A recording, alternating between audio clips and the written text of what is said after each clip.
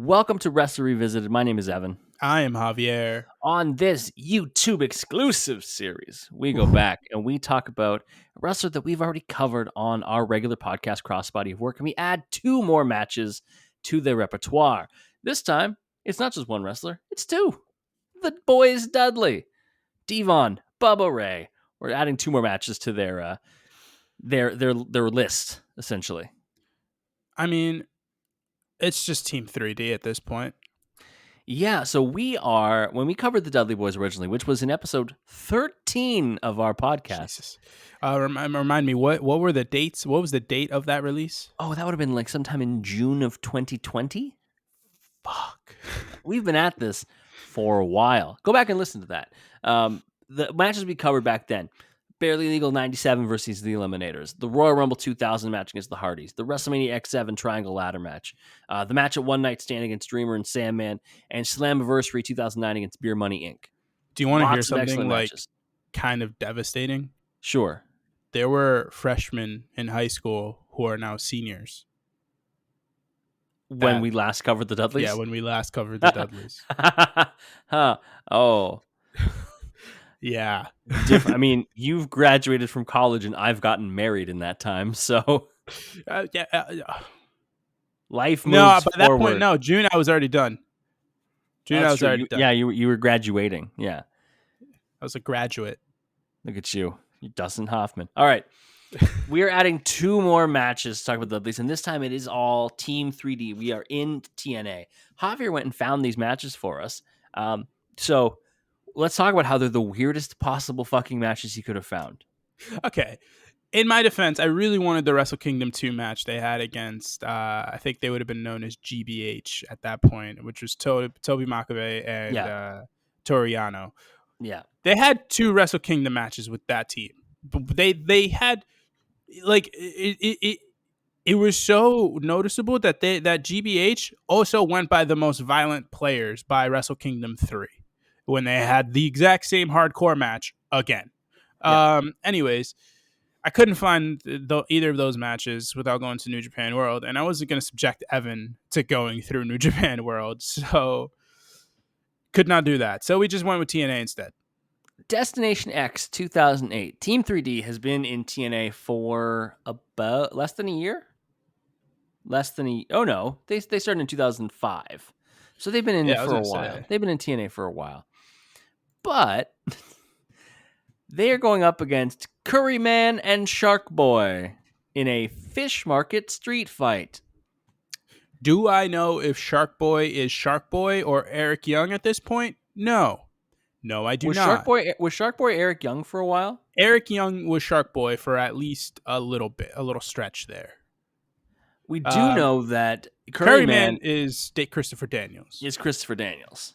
Yes. Curry Man is always Christopher Daniels. Don't let the fact that you see hair fool you from the fact that that's a wig. Can you explain Curry Man to the people? He's just a dude that dances and he's got curry on his head. And he's spicy and he's got a curry mask on. Yeah. That's literally it. That's all he was. I first found out about Curry Man from the Bryan Danielson book. Okay. Because way back when they were like figuring out gimmicks in their early independent days, he mentions Christopher Daniels went by Curry Man, a wrestler who danced and had curry. It's a weird time. Wrestling's this is why wrestling's weird. Shark Boy also is just a guy with the shark costume. Yeah, he does a stunner, and he's got a shark fin. No, he does. This is what he does. That's his pose. I know, it's really weird. I love Shark Boy. Disrespect. There are fish lining the entryway because this is the fish market street fight. Do you know where we're located? No. Guess. We're in a fish market. Where do you think? Well, we're I don't know. This is a pay-per-view, so it's probably like Detroit. Norfolk, Virginia. Oh, fuck. I'm sorry, is Norfolk known for their thriving fisheries? I don't know anything about Norfolk, Virginia. Me neither. But I'm willing to bet. I think the capital of Virginia is Alexandria. And Richmond is there. That's where my girlfriend went to college. That's it. That's all I got Richmond is the capital of Virginia. Oh, shit. What's Alexandria? A beautiful girl's name. All right. For some reason, there's this other side thing where the Dudley Boyz have to compete under 275 pounds. Yeah, I don't know. I can't provide any more context than what the video gave to you. I have zero memory of this. Honestly, I didn't even know that Christopher Daniels was Curryman in TNA. I didn't know he brought that back.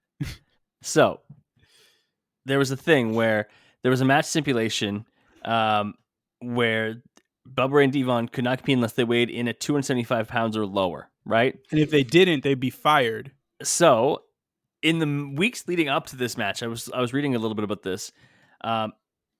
They had other matches where they didn't make the weight, and so therefore had to go it alone. So like one match, Bubba didn't make weight, so D-Von had to fight alone. One match, they both didn't make weight, so they both just got disqualified. And now for this one, it was if they get weight and they don't make weight, they get fired from TNA. So Earl Hebner, your favorite person, is here with a scale. And he's here to weigh them on TV. If Bubba Ray, Bully Ray fucking Dudley is less than 275 pounds, I am a ginger little girl named Annie. Should be named Alexandria. It's a beautiful name. Yeah, if Bully Ray is under 275, I'm 6'5". And you are the inverse of that. So. I am the inverse of that. D-Von's under the weight. Bully Ray looks like he's scared of the scale. He thinks skinny thoughts, and he also is underweight. So they get to actually wrestle. Immediately, Scotty the Body is giving both of them like ho-hos. He's giving them Scotty snacks. the Body, that was his fucking name. Okay. Yeah. This match is weird. What do you want to talk about in this one? Bubba gets on the mic before they actually weigh, and he just calls everyone fat. Just everyone's fat. Everyone in Norfolk, Virginia, fatty, fat. The fatty, Scott fat. Steiner approach. Are you fat, man? They slam Bubba into fish at ringside. Curryman hits him with a fish. D-Von also gets hit with a fish. There's a lot of fish. Mike Tenay says holy mackerel at one point, and I almost turned it off. Can we talk about the greatest spot in the history of pro wrestling? Please. So Curryman grabs a fishing rod, and he grabs one of the ho-hos, and he sticks it on the hook, and he throws the hook just over the ring, or just outside of the ring, and Bubba grabs it. It just eyes the ho-ho, eyes Curryman, eyes the ho-ho again, and shoves it in his mouth, and is selling like he's caught on the hook. Poetry, art, cinema. That's what this is. Listen, some people think that their white whale is something like luxurious. Like, hey, I want a fucking sports car. Or I want $10 million in my bank account or something like that. My white whale was that spot.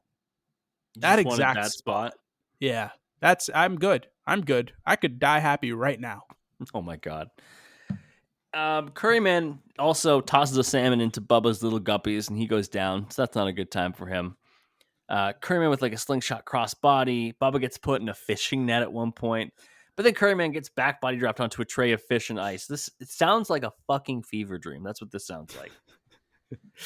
I guess you could say that move was cold. Shark Boy, who is one with the fish, is getting run into a barricade by D-Von, who has no time for any of this. Bubba bit a fish. Bubba raw dog. He had sushi. He raw dogs a fish. Yeah, he does. It's a lot. I want to know if these are real fish. I believe they are. There's nothing that I feel like it'd be just more cost effective to get some like rubber fish. You go to the local aquarium, buy up as many of those rubber fish as they have there, and then just like lay them out. I also kind of hope they are fake because Bubba then tosses fish at Don West, Mike Tenay, and into the crowd. Hey, people get to go home and you get dinner and a show. Dinner on Bully Ray. Isn't this so nice? Bubba uses a fish and hits a what's up. He does hit what's up with the fish.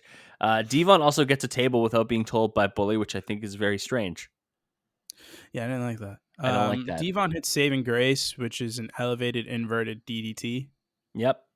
Curryman and Shark Boy hit a what's up using a fish to Bubba. There's so much weird shit. Tandem DDTs by the babyfaces for near fall. Team 3D hits a Doomsday device to Shark Boy for a near fall. Curryman blasts Bubba with a trash can, and then what is Scotty his the name? Body. Scotty the Body comes in and accidentally throws powder into Bubba's eyes when he was aiming for, I don't know, probably Shark Boy. I don't remember. Yeah, Curryman? Scotty gets tossed over Curryman. the ropes and ends up going through a table.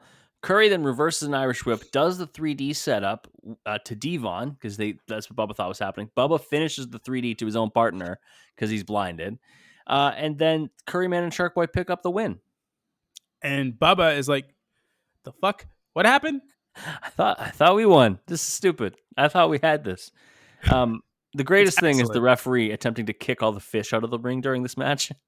If you watch this match just to watch the referee kicking the fish out of the ring, it's a great time. I don't think this is on any greatest hits compilations for the Dudleys, but I do appreciate the fact that especially Bubba, like, down for some of the goofiest things in the world. It shows range, you know? Shows range. Shows range. Speaking of range, we are going right back into the Dudley's wheelhouse with our second match. It is Full Metal Mayhem from Impact on October 8th, 2014. It's the Dudleys, Team 3D, versus the Hardys versus the Wolves. It's for the TNA tag titles, and the Wolves are the current champs. This is a TLC match, except Eddie Edwards and Davey Richards are Edge and Christian. Am I wrong? I don't think I'm wrong. It's just a TLC match. They did have a bad feud against each other, so may as well be Edge and Christian. Adam Copeland and Christian Cage are going to have a one-on-one soon, right? I think I saw Copeland challenged him to the Dynamite in Montreal in a couple weeks. Okay. Which, fun time. Yeah, that'll be good. That'll be good. They changed Luchasaurus' name to Kill Switch. What are your thoughts? He's a fucking dinosaur. Why is his name Kill Switch? He's a dinosaur. The dinosaur. I don't know. Why are Bebop and Rocksteady called that when they're like fucking rhinos? I'm so glad you bring up Bebop and Rocksteady, just because I love telling the story anytime I have the chance. The greatest insult I've ever heard is I was driving through town with my best friend, and he unprompted just goes, "Look at that Bebop and Rocksteady looking motherfucker." And there were two people walking on the street who looked identical to Bebop and Rocksteady. They were some Bebop and Rocksteady looking motherfuckers, and I almost crashed the car because I was laughing too hard. I think we were talking about like where we're gonna go get brunch, and then he's just like, "Look at those Bebop and Rocksteady looking motherfuckers." Which, again, I encourage all people to use in their everyday life. I do love Teenage Mutant Ninja Turtles, so I'm a big Bebop and Rocksteady as we fan. all should. Anyways, Davey Richards. Davey Richards is hurt. Like, hurt. He's got a messed up knee. So let's talk about this for a second. Before we start recording, I said that I thought this match was not very good. And you explained to me that everyone in it is hurt. Yeah. So Davey's hurt. Yeah. I think D-Von has like a torn groin or like a strained groin or whatever the fuck. His groin is fucked. Matt is fucking dying because he's Matt Hardy. He's slowly dying. His spine is being compressed every day. His hips are not aligned. His hips do not lie. I lie to him every day. Jeff is Jeff. Like, has Jeff Hardy lived a day of his life without being in pain since he was like 15 years old? I want Jeff to just chill. I want Jeff to just like... This is 9 years ago, brother. I know. Eddie's probably fine. And Bubba, has Bubba Ray ever been hurt? I don't know. Bubba's definitely had some injuries, but like not to the same level as some of these other guys.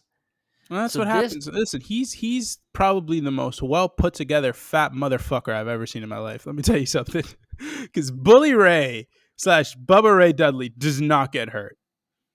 Truly, the hate drives him. You were on the Scott Steiner like life plan today. Listen here, Bully Ray, you fat motherfucker. If I had your genetics, I'd kill myself. That, of course, a throwback. I take that back. I'd shoot myself, and then I'd hang myself. Shout out to our Matt Morgan episode from a couple weeks ago. Go and watch or listen to that wherever you want. This is a big spot fest, this whole match. So let's talk about our favorite spots. What do you like? Matt hits a side effect on the apron like 2 seconds in on Eddie Edwards. Immediately. Literally, the camera pans away from the hard cam position, and boom, Matt is hitting a side effect on the apron. The beginning of the match is also a like rotation of somebody tries to climb, another person comes in, takes them off, hits a move. That person tries to climb. That goes on for a while. Yeah, Bully in that sequence is a big Uranagi to Matt. Davey, it's a DDT to Bully. The ladders as flimsy as it possibly gets. By the way, I noticed that too. Until they end up with a big orange ladder later. Every other ladder looks incredibly weak. It looks like it's made of paper mache. Yeah. Yeah, it's made of hopes and dreams. It's made of whatever Matt's hips are made out of. Hopes and dreams. Speaking of Matt, Davey Richards does a German suplex to Matt onto some chairs. Ow. Eddie and Bully hit a pop-up 3D to Jeff, which... And Bully looks so annoyed that he did it with Eddie. Like, he gets up immediately and is like, Do you think it's because he's from... Where's Bully from? Is it like Yonkers or some shit like that? Yeah. Well, Eddie Edwards is from Braintree, Massachusetts, which is like right outside of Boston. Okay. Yes, then definitely. That's definitely why. Bully hits an electric chair to Matt as Matt hits as a superplex to Eddie. There's a rail that gets introduced, Evan, so there's and you had some opinions on this. There's a guardrail that's set up between the apron and some steel steps to make like a little guardrail ladder. And Davey gets power bombed onto it by Bubba Ray in what is a really shitty spot to take, because you can tell just by the look on Davey's face that he has had a neck adjustment that he did not expect. Because also the guardrail bends his whole body, but not his like shoulders and neck. That fully stayed normal. So he's crunched in, but his neck is still like this. And let's say like any part of that like snapped instead of bending, that's going right into his like sides and just scratching him. It's again, sometimes I'm like, you know, it would have been fun if I like trained to become a professional wrestler. And then I see spots like this. I'm like, no, what are you, high? Do you do the Io Shirai spot where you jump off of the top of the cage with a trash can all around you? Honestly, I trust all those people to catch me. So yeah, that sounds fun. That sounds like a good time. I don't. Yeah. Here's my thing. I wouldn't trust fucking anybody. That's because you're a natural heel and I'm a natural girl. I'm Sting. I believe everybody all the time. I'm Samoa Joeing everyone at all times. I'm not catching nobody. I'm Sting in that anyone can be my tag partner and I'll be like, oh, well, maybe this is a new friend. And then they turn on me immediately. You just keep giving me chances. It's like a toxic relationship. And every time the match ends with me hitting you in the back with something. He's changed. He is actively hitting you with a Singapore cane. You don't understand. It's just how he shows affection. This is how we communicate. All right. Jeff hits a very casual swanton bomb. There's no buildup. He hits a swanton to Bubba in the ring. I'm like, oh, okay. And then he does one of the worst looking spots I have seen Jeff Hardy do, which is saying something. That's quite the list, yeah. So he takes a table and he sets it up as a bridge across the ring and guardrail, except he puts it upside down, so legs up. He does not open it, so the legs are down. There is just metal all over, everywhere on the table that's facing up where you would land, mind you. And he goes to do a fucking flying leg drop, and you guessed it, man's moves out of the way. So Jeff just does a leg drop through a fucking table with all the metal bits there, and somehow he is still walking. Yeah, it's not a good time. Why, Jeffrey? I would like for fucking TNA too. Like of all the like bro, if Vince told me to do that and was paying me the bag, you know what? Sure. If I'm Jeff Hardy, fuck it. I'm kind of crazy. For Dixie Carter? What? Like, bro's getting paid peanuts and he's doing it for Dixie fucking Carter. Unbelievable. So we have a trio of ladders all set up in the ring, and it's Eddie, it's Bully, and it's Matt. They're in there trading shots. Davey drops off. The titles are swinging because both men touch them. Matt and Bully both go off the ladders, and then Matt with a twist of fate to Davey gets himself a brand new table. Davey gets set up on top of the table. Matt hits a leg drop off a ladder through the table onto Eddie or Davey. Really good stuff. poor fucking hips, man. His poor hips and spine. Bully gives D-Von a reinforced like big ladder because, as we all remember from our Edge 3-part, if you watched it a while back, D-Von Dudley's afraid of heights. D-Von Dudley does not like going up there.